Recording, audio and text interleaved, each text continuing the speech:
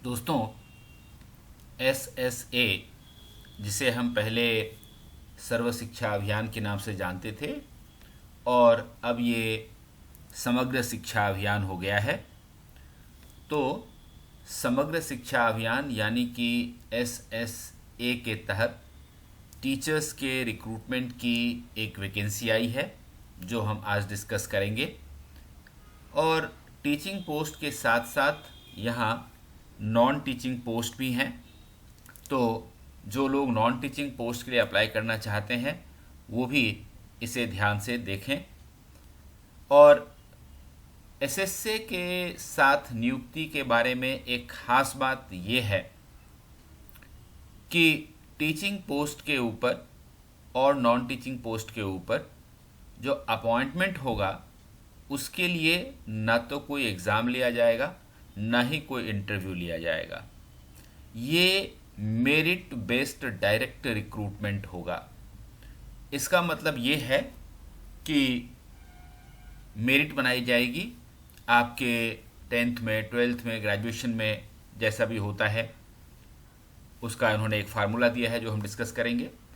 तो सीधी सी बात यह है कि बिना एग्ज़ाम के, बिना इंटरव्यू के आप टीचर बन सकते हैं मेरिट बेस्ड डायरेक्ट रिक्रूटमेंट के आधार पर। तो चलिए इस वैकेंसी को हम डिस्कस कर लेते हैं। समग्र शिक्षा अभियान के तहत जो ये वैकेंसी आई है, चूँकि ये मेरिट बेस्ड अपॉइंटमेंट होगा इसलिए इस फॉर्म को देख लेना बहुत ज़रूरी है, क्योंकि इस फॉर्म को जितने अच्छे तरीके से आप भरेंगे उतना ही आपके सिलेक्शन का चांस भी बढ़ेगा। ये देखिए, हिंदी में ये फॉर्म है। आवेदित पद का नाम, उसके बाद कैंडिडेट का नाम, यहाँ आपको अपना नाम अंग्रेज़ी में लिखना है, यहाँ आपको पिता या पति का नाम, हस्बैंड का नाम या फादर का नाम लिखना है, और हाई स्कूल प्रमाण पत्र के अनुसार यहाँ पर आपको डेट ऑफ बर्थ लिखना है, और यहाँ पर 1/4/2023 को आप अपना एज कैलकुलेट करिए और ईयर, मंथ्स और दिन में आपके कितने होते हैं वो भी लिखिए। यहाँ पर मैं एक रंगीन और स्वप्रमाणित यानी कि कलर्ड और सेल्फ अटेस्टेड फोटोग्राफ यहाँ लगाना है आपको। आप मैरिड हैं तो लिखिए, नहीं है तो अनमैरिड लिखिए। राष्ट्रीयता इंडियन है हमारी, और जाति आपकी क्या है वो यहाँ लिख सकते हैं आप। इसके बाद आपको 2 पता देना है। एक तो ये कि आपका स्थायी पता यानी कि परमानेंट एड्रेस क्या है, और दूसरा कॉरेस्पॉन्डेंस एड्रेस क्या है, वो 11 नंबर पे लिखना है। उसके बाद अपना मोबाइल, अपना फ़ोन, ईमेल नंबर ज़रूर लिखें। पैन नंबर अपना ज़रूर लगाएं। आधार कार्ड भी यहाँ पर में संलग्न करें। उसके बाद ये जो पॉइंट नंबर 15 है इसको बहुत अच्छी तरह से देखें, क्योंकि यहाँ पर में जो आप मार्क्स भरेंगे उसी के आधार पे मेरिट बनेगी। तो ये देखिए, high school, intermediate, BA, BEd, LT, BPEd, CPEd, जो भी रिक्वायरमेंट होगी पोस्ट की उसके हिसाब से, फिर आपकी टीईटी, कंप्यूटर और अन्य कोई जानकारी तो इस हिसाब से। इस कॉलम में आप लिखेंगे किस बोर्ड से या किस यूनिवर्सिटी से आपने पास किया है, यहाँ किस साल आपने पास किया है, कौन कौन से विषय आपने पढ़े थे, पूर्णांक यानी कि मैक्सिमम मार्क्स क्या था, और प्राप्तांक यानी कि आपको कितने अंक मिले थे, और उसका परसेंटेज क्या बनता है वो यहाँ पर में लिख दीजिए।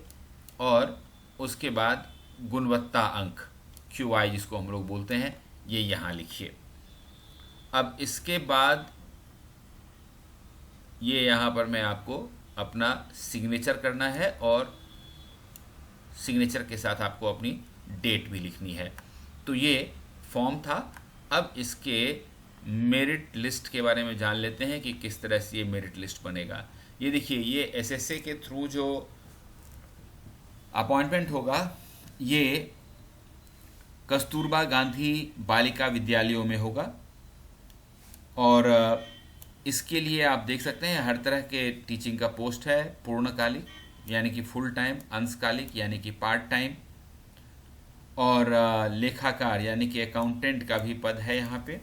और ये कह रहे हैं कि चयन सीधे मेरिट के आधार पर किया जाएगा, जिसके लिए अंकों का निर्धारण इस प्रकार होगा। हाई स्कूल में आपको जितने 10th में जितने मार्क्स मिले हैं आपको, उसमें आपका जो प्राप्तांक है यानी कि जितने मार्क्स आपको मिले हैं इंटू 10 डिवाइडेड बाय 100 कर दीजिए। सेम इंटरमीडिएट, बीए और बीएड में भी सेम रूल लागू होगा।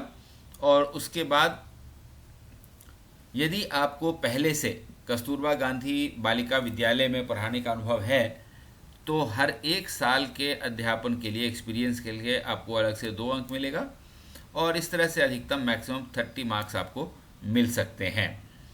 तो ये है, इस तरीके से आप कैलकुलेट कर सकते हैं कि आपके टोटल मार्क्स कितने बनेंगे। और एक खास बात ये बताई गई है कि ये देखिए, यहाँ जो नॉन टीचिंग पोस्ट हैं, मुख्य रसोइया, सहायक रसोइया यानी कि कुक की वैकेंसी है ये, चौकीदार और चपरासी, इनका चयन साक्षात्कार के माध्यम से किया जाएगा। और ये जो सिस्टम है ये टीचर्स के लिए है। और आयु सीमा जो अभ्यर्थियों की रखी गई है वो 25 साल से 45 साल के बीच होनी चाहिए। और आपका एज कैलकुलेशन 1 अप्रैल 2023 को होगा। इसके साथ ही राज्य सरकार के निर्धारित प्रावधानों के अनुसार आरक्षण का लाभ लेने वाले अभ्यर्थियों को पिता के पक्ष से निर्गत जाति प्रमाण पत्र, यानी कि अगर आप किसी कैटेगरी में पढ़ते हैं और आपको रिजर्वेशन भी चाहिए तो आपको अपना जाति प्रमाण पत्र जरूर लगाना पड़ेगा। तो अब ये देख लेते हैं, ये देखिए नॉन टीचिंग पोस्ट में तो सबसे पहले ये देख लीजिए कि मुख्य रसोइया का 1 पोस्ट है, सहायक रसोइया यानी कि असिस्टेंट कुक के 10 पोस्ट हैं, चौकीदार महिला 3 पोस्ट है, चपरासी महिला 1 पोस्ट है। और इन पोस्टों के लिए ये यहाँ पर में नियत मानदेय यानी कि ऑनरेडियम लिखा हुआ है हर मंथ का, और अनिवार्य शैक्षणिक योग्यता में इन्होंने क्लास 8 पास लिखी है, यानी कि आपको क्लास 8 पास होना चाहिए। ये कुल 92 पोस्ट हैं, जिनमें कि जो अनारक्षित हैं यानी कि जनरल हैं उनके लिए 41 पोस्ट हैं, जो अन्य पिछड़ा वर्ग यानी कि शेड्यूल कास्ट के लिए और अनुसूचित जाति के लिए 24 और अन्य पिछड़ा वर्ग यानी ओबीसी के लिए 27 पोस्ट हैं। तो इनके लिए वैकेंसी है।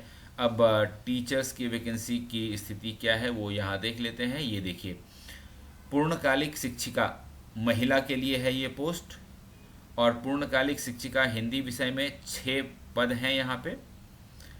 पूर्णकालिक शिक्षिका महिला गणित के लिए 16 पोस्ट हैं। पूर्णकालिक शिक्षिका, ये सब परमानेंट पोस्ट हैं। विज्ञान के लिए यानी फुल टाइम पोस्ट है ये, तो साइंस टीचर के लिए 14 सीट्स हैं। और पूर्णकालिक शिक्षिका महिला सामाजिक विषय सोशल साइंस के लिए ये देखिए यहाँ पर में 2 पोस्ट है।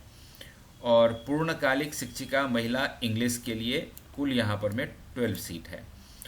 और अब यहाँ से शुरू होता है पार्ट टाइम टीचर का पोस्ट। पार्ट टाइम टीचर में कंप्यूटर टीचर की आवश्यकता है जिसके लिए 10 वैकेंसी है। अंशकालिक शिक्षिका महिला की आवश्यकता है, ये स्काउट गाइड एंड शारीरिक शिक्षा यानी फिजिकल एजुकेशन के लिए, और 7 पोस्ट है। अंशकालिक शिक्षिका महिला कला यानी आर्ट एंड क्राफ्ट और म्यूज़िक, इन चीज़ों के लिए 6 टीचर्स की वैकेंसी है यहाँ पे। और लेखाकार यानी कि अकाउंटेंट महिला यानी कि वुमेन के लिए वैकेंसी है, और ये 4 वैकेंसी यहाँ पर में इनके लिए शो हो रही है। और एसएससी की तरफ से ये और जो खास बात कुछ कही गई हो तो ये आप यहाँ देख सकते हैं। ये पीडीएफ हम अपने टेलीग्राम ग्रुप में डाल देंगे, और टेलीग्राम ग्रुप का जो लिंक है वो आपको डिस्क्रिप्शन बॉक्स में सबसे ऊपर मिल जाएगा। तो ये आप वहाँ से बाकी चीज़ें देख सकते हैं। अब मैं आपको ये बता दूं कि ये जो वैकेंसी है ये देखिए, government of Uttar Pradesh district Prayagraj यानी जिसको पहले इलाहाबाद कहते थे वहाँ से आई है, और उत्तर प्रदेश सरकार की तरफ से ये वैकेंसी प्रयागराज डिस्ट्रिक्ट के लिए निकाली गई है। यहाँ जब आप इसको खोलेंगे तो ये यहाँ देखिए, आप नोटिस के ऊपर आइए, और नोटिस के ऊपर जब आप आएंगे तो यहाँ पर मैं 4थे नंबर पे रिक्रूटमेंट का एक आइकॉन है। जब रिक्रूटमेंट आप यहाँ खोलेंगे तो ये recruitment at various post in Kasturba Gandhi residential girls school इन प्रयागराज, ये वाला टाइटल खुलेगा आपका। और यहाँ पर में ये एडवर्टीजमेंट है जो मैंने आपको दिखाया। ये जिला बेसिक शिक्षा अधिकारी प्रयागराज, इनके यहाँ से निकला है। 20/7/2023 की ये एडवर्टीजमेंट दी गई है। और ये कहते हैं, ये देखिए, समग्र शिक्षा राज्य परियोजना कार्यालय लखनऊ के ये इनका लेटर नंबर है। इसके तहत यहाँ पर जो 20 कस्तूरबा गांधी आवासीय बालिका विद्यालय हैं, उनमें ये 20 अलग अलग कस्तूरबा गांधी आवासीय बालिका विद्यालय हैं प्रयागराज में, तो वहाँ पर इन पदों पर नियुक्ति होगी। खास बात ये है कि ये सारे पोस्ट जो हैं वो सिर्फ महिलाओं के लिए हैं। तो दोस्तों, यदि आप डायरेक्ट रिक्रूटमेंट के थ्रू टीचर बनना चाहते हैं तो ये फॉर्म ज़रूर भरिए और तैयारी कीजिए। All the best.